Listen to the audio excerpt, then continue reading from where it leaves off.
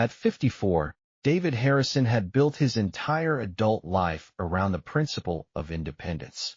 The successful investment banker from Boston had spent 3 decades deliberately avoiding romantic entanglements, viewing marriage and family as unnecessary complications that would only interfere with his carefully structured existence.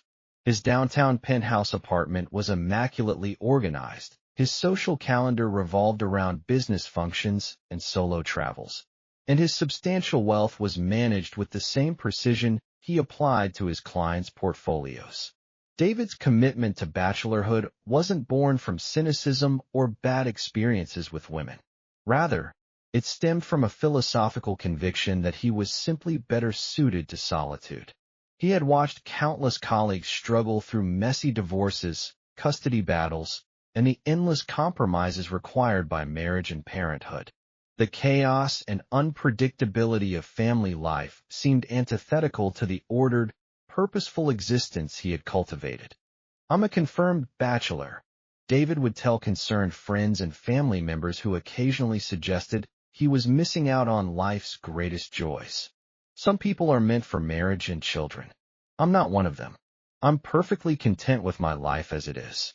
His sister Jennifer, married with 3 children of her own, had long ago given up trying to set him up with eligible women.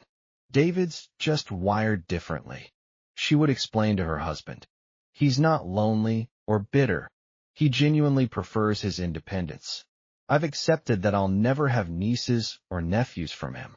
David's business frequently took him to international financial centers, and he had developed a particular fondness for Tokyo. The city's combination of ultramodern efficiency and deep cultural traditions appealed to his aesthetic sensibilities, while Japan's respect for privacy and personal space aligned perfectly with his temperament. He had made quarterly trips to Tokyo for the past 8 years, always staying at the same luxury hotel and maintaining professional relationships with several Japanese investment firms. It was during one of these routine business trips that David's carefully constructed life began to unravel in the most unexpected way. He was staying at the Park Hyatt Tokyo, his usual choice for its understated elegance and excellent service. The hotel staff had come to know him as a polite, punctual guest who kept to himself and never caused problems. On his 3rd day, David was returning to his room from a late business dinner when he encountered a young Japanese woman in the elevator. She was wearing the hotel's housekeeping uniform and appeared to be finishing a late shift. What struck David immediately was not just her beauty, though she was undeniably lovely, with delicate features and expressive dark eyes, but her obvious distress. She was trying to hide the fact that she was crying, dabbing at her eyes with a tissue while attempting to maintain professional composure. David's instinct was to mind his own business, as he always did. However, something about the young woman's quiet dignity in the face of whatever was troubling her moved him in an unexpected way. As they reached his floor, he found himself speaking. "Excuse me," he said in the basic Japanese he had learned over his years of travel. "Are you all right?" The woman looked up, startled, her eyes widening in surprise that a foreign guest had noticed her distress, much less spoken to her in her own language. "I'm sorry," she replied in accented but clear English, bowing slightly. "I did not mean to disturb you. Everything is fine." David could see that everything was clearly not fine, but he also recognized the cultural importance of face-saving in Japan. "I'm sorry for intruding. I just wanted to make sure you were safe." The woman's expression softened slightly at his obvious concern. "Thank you for your kindness, Harrison-san. I am Yuki Tanaka. I work in housekeeping. I apologize if I have inconvenienced you." "Not at all," David replied. "I'm David Harrison. Is there anything I can do to help?" Yuki shook her head quickly. "No, thank you. It is a personal matter. I should not trouble guests with such things." Despite his lifelong practice of avoiding personal involvement in others' problems, David found himself reluctant to simply walk away. Sometimes it helps to talk to a stranger about difficult situations. "I'm a good listener if you need one."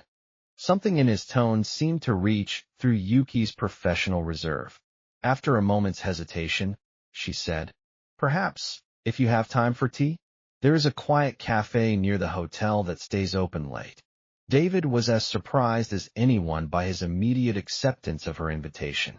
Within an hour, he found himself sitting across from Yuki in a small, traditional tea house, listening to her story with an attention and empathy that surprised him. Yuki was 26 years old, a graduate of Waseda University with a degree in international business. She had been working at the hotel for 2 years, not because she couldn't find better employment, but because she was supporting her elderly grandmother who suffered from dementia. Her parents had died in a car accident when she was 22, leaving her as the sole caregiver for her grandmother, who had raised her after her parents' death. "The medical expenses are very high," Yuki explained, her hands wrapped around her teacup for comfort. "I had to choose between pursuing my career and caring for grandmother. For me, there was no choice. She sacrificed everything to raise me after my parents died. Now it is my turn to sacrifice for her." David was moved by Yuki's devotion and maturity. At 26, she was making the kind of selfless decisions that demonstrated character far beyond her years. "That's very admirable," he said quietly. "But what upset you tonight?" Yuki's eyes filled with tears again. "The doctor says grandmother's condition is getting worse. She needs full-time care that I cannot provide while working. There are good facilities, but they are expensive. I have been saving for 2 years, but it is not enough." Without thinking, David heard himself making an offer that would have seemed impossible just hours earlier. "How much do you need?" Yuki looked shocked. "Oh no, Harrison-san, I could not accept money from a stranger. I was not telling you this to ask for help. I just needed someone to listen." "I understand that," David replied. "But I have more money than I could ever spend, and you're dealing with a situation where money could actually solve the problem. Please, let me help." What followed was a gentle negotiation that took several hours and multiple conversations over the next few days. Yuki's pride and cultural conditioning made it difficult for her to accept David's offer, while David found himself more invested in this young woman's welfare than he had ever been in any stranger's problems. Eventually, they reached a compromise. David would provide the funds for the grandmother's care as a loan, to be repaid over time without interest. Yuki insisted on formal documentation and a repayment schedule, even though David privately had no intention of ever collecting the debt. David's original plan had been to return to Boston after his 5-day business trip. Instead, he found himself extending his stay to help Yuki transition her grandmother to the care facility and ensure that all the arrangements were properly made. The process required meetings with doctors, facility administrators, and social workers, giving David an unexpected window into Japanese society beyond the business world he usually inhabited. More significantly, it gave him time to get to know Yuki better. Her intelligence, grace, and strength of character impressed him daily. She navigated complex bureaucracies with patience and determination, treated everyone from doctors to janitors with equal respect, and somehow maintained a sense of humor despite the stress she was under. "You are not what I expected from an American businessman," Yuki told him one evening as they walked through a traditional garden near the care facility where her grandmother was now comfortably settled. "What did you expect?" David asked. "Someone more, how do you say, focused only on money and success. Someone impatient with Japanese customs, perhaps rude to service workers. But you are gentle and respectful. You listen more than you speak." David found himself sharing more about his life and philosophy than he typically did with anyone. He told Yuki about his commitment to independence, his deliberate avoidance of romantic relationships, and his conviction that he was better suited to solitude than family life. "But you have been so kind to me and grandmother," Yuki observed. "You would make a good husband and father, I think." "I've never wanted those roles," David replied honestly. "I've built my entire life around avoiding them." "Perhaps," Yuki said thoughtfully, "what we want and what we need are sometimes different things." When David finally returned to Boston after a 2-week stay, he found himself thinking about Yuki constantly. Their conversations had sparked something in him that he didn't recognize and wasn't sure he wanted to acknowledge. For the first time in his adult life, his carefully ordered existence felt somehow incomplete. They began corresponding by email, initially about her grandmother's care and progress, but gradually expanding to share thoughts about their daily lives, cultural observations, and philosophical discussions that revealed their surprising intellectual compatibility. David's next business trip to Tokyo was scheduled for 3 months later, but he found himself booking an earlier personal vacation to Japan, something he had never done before. When he told Yuki he was coming, her obvious joy at the prospect of seeing him again both thrilled and terrified him. Their reunion was awkward at first, both aware that something had shifted in their relationship during their months of correspondence. However, within hours, they had regained their easy rapport. David had arranged for a more extended stay this time, and Yuki had requested vacation time from the hotel to show him aspects of Japanese culture beyond the business district. Over the course of 2 weeks, Yuki introduced David to her world: traditional temples, family-run restaurants, cultural festivals, and quiet neighborhoods where generations of families had lived and worked. More importantly, she introduced him to a way of being in relationship that he had never experienced before. Yuki's approach to companionship was subtle and nurturing without being demanding or possessive. She seemed genuinely interested in his thoughts and experiences while sharing her own insights and perspectives. She anticipated his needs without making him feel obligated, and she created a sense of harmony and peace that David had never associated with romantic relationships. "I think I'm falling in love with you," David told her one evening as they sat by Tokyo Bay, watching the city lights reflect on the water. Yuki was quiet for a long moment before responding. "I have been in love with you for months, but I did not dare to hope you might feel the same way. I never thought I could feel this way about anyone," David admitted. "It scares me. Love should be a little frightening," Yuki replied. "If it is too safe, too comfortable, perhaps it is not really love." David's return to Boston was more difficult than any business trip he had ever taken. His penthouse apartment, once a sanctuary of order and solitude, now felt sterile and lonely. His work, once completely absorbing, seemed merely mechanical.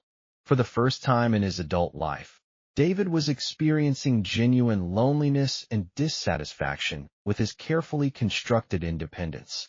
The revelation came during a phone call with Yuki 6 weeks later. She had been offered a promotion at the hotel that would require her to relocate to their Singapore property. It was an excellent career opportunity that would utilize her international business education and provide financial security for both her and her grandmother's continued care. "I should accept," Yuki told him. "It is what I have been working toward for years." "But," David prompted, sensing hesitation in her voice, "but I do not want to be further away from you. I know that is foolish, because we have no future together. You have your life in America, and I have my responsibilities here in Japan. But my heart does not care about practical considerations." David found himself speaking words he had never imagined he would say to anyone. "What if you came to Boston instead?" The proposal that emerged from their subsequent conversations was complex and carefully considered. David would sponsor Yuki for a work visa in the United States, helping her find employment that utilized her skills and education. Her grandmother's care was now fully funded and well-established, allowing Yuki the freedom to pursue opportunities abroad. Most importantly, they would both have the chance to explore their relationship without the pressure of long-distance separation. Yuki arrived in Boston 6 months later, moving into a guest room in David's penthouse while she adjusted to American life and culture. David had arranged interviews for her with several international firms, and she quickly secured a position with a Japanese trading company that valued her bilingual skills and cultural knowledge. Living together revealed both the compatibility and the challenges in their relationship. Yuki's presence transformed David's sterile apartment into a warm, welcoming home. She introduced elements of Japanese aesthetics and hospitality that made the space more beautiful and comfortable. Her gentle nature and thoughtful approach to daily life created a harmony that David had never experienced. However, the cultural differences sometimes created misunderstandings. Yuki's tendency to prioritize David's comfort over expressing her own needs occasionally frustrated him, while David's direct communication style sometimes hurt Yuki's feelings unintentionally. They learned to navigate these differences through patience, humor, and genuine commitment to understanding each other's perspectives. 8 months after Yuki's arrival in Boston, David did something that surprised everyone who knew him. He proposed marriage. The proposal itself was characteristically thoughtful and deliberate, taking place during a visit to the Japanese garden in the Boston area, where they had often walked together. "I spent 54 years convinced that I was meant to be alone," David told her as he knelt with a ring that incorporated both a diamond and a pearl, representing their two cultures. "You've shown me that I was wrong about myself, about love, and about what makes life meaningful. Will you marry me?" Yuki's acceptance was immediate and joyful, though she insisted on a long engagement to ensure they were both certain about such a significant decision. Their wedding was a unique blend of American and Japanese traditions, held in Boston but incorporating elements of both cultures. David's family and friends were charmed by Yuki's grace and intelligence, while Yuki's relatives who attended were impressed by David's obvious devotion and respect for their customs. The first year of marriage was an adjustment for both of them, but particularly for David, who had to learn to share not just his space but his thoughts, decisions, and daily routines. Yuki's patient guidance helped him navigate the emotional territory of partnership, while her own career continued to flourish in the international business community. The most significant surprise came during their second year of marriage, when Yuki became pregnant. At 57, David had long assumed that fatherhood was not in his future, and the news initially overwhelmed him with anxiety about his ability to be a good parent at his age.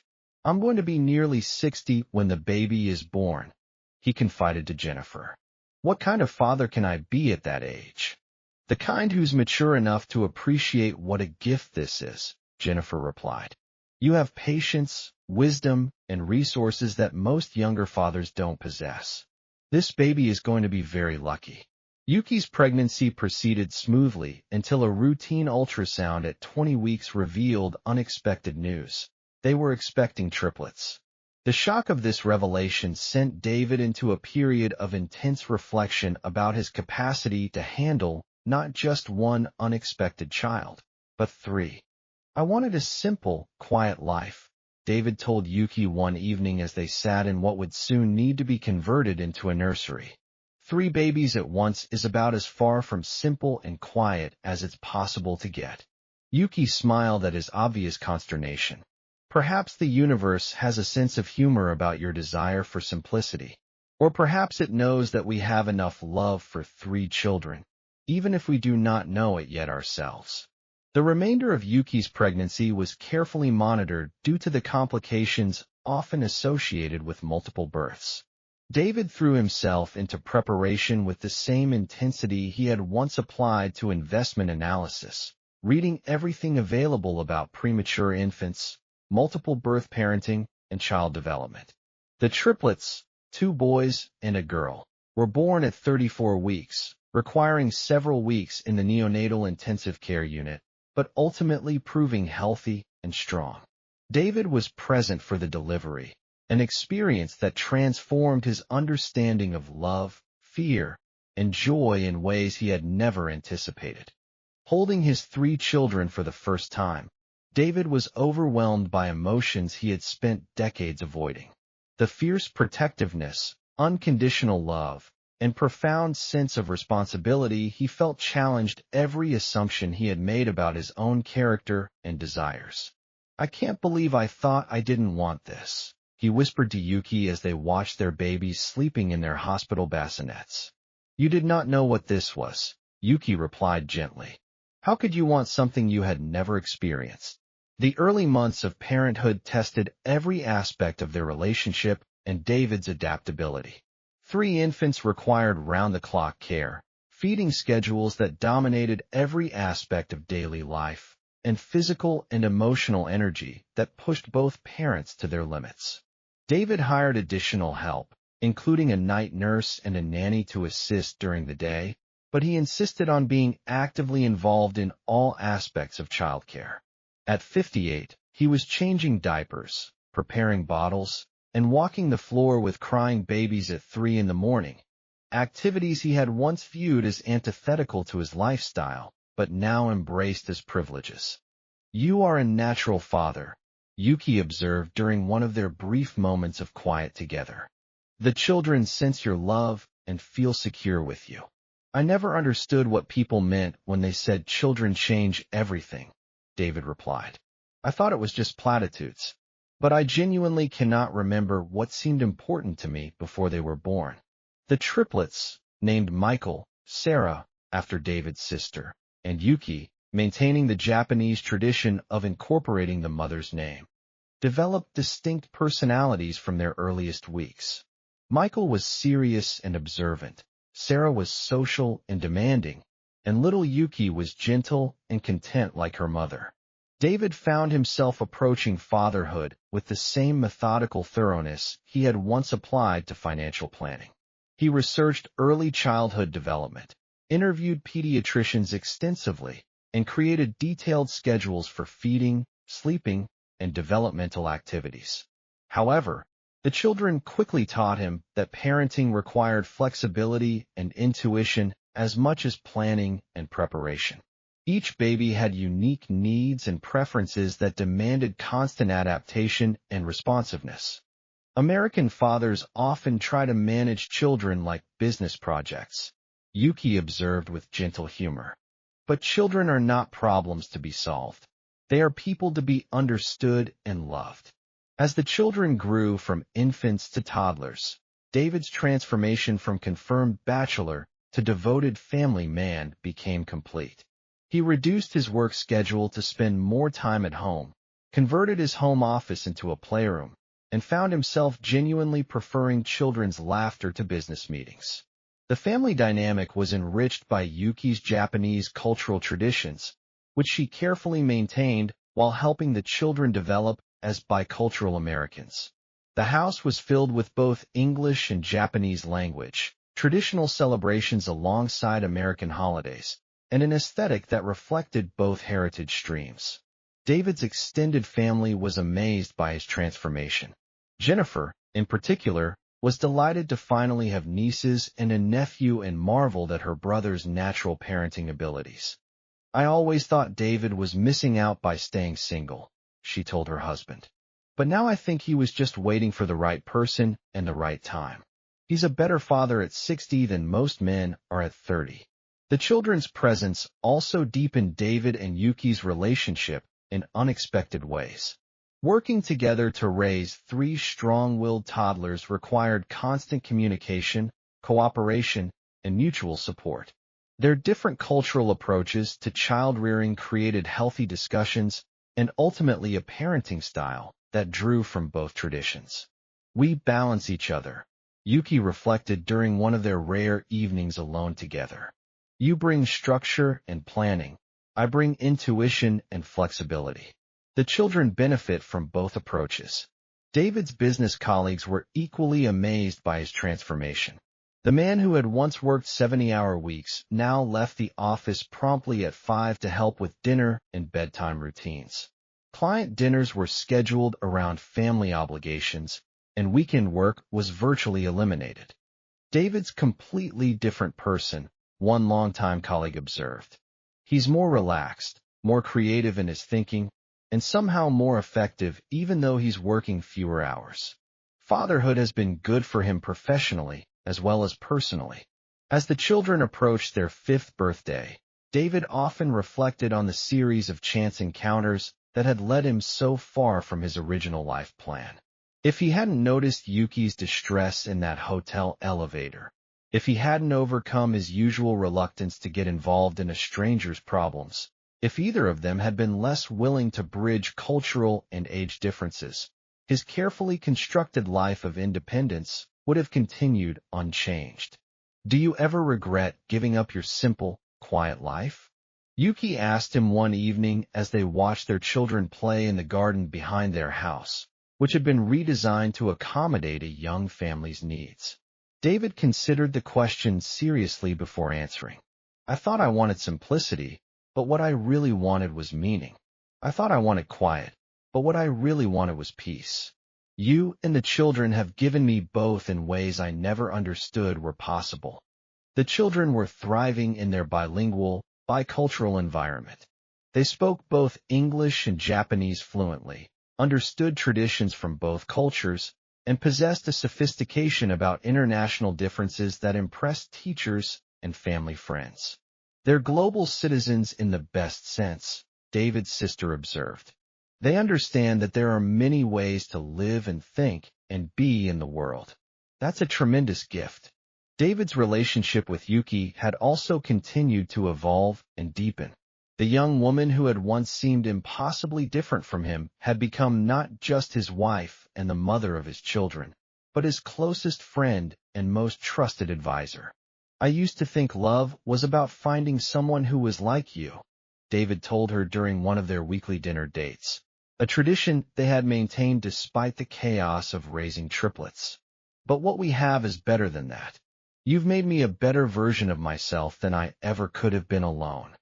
Now, at 62, David was planning his life around school schedules, soccer practices, and family vacations rather than quarterly earnings reports and client presentations. The man who had once prided himself on independence now found his greatest joy in being needed by his wife and children.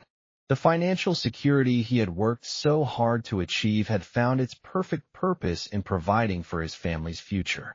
College funds were established for all three children. Yuki's grandmother continued to receive excellent care, and the family could afford enrichment activities that would help the children develop their diverse talents and interests.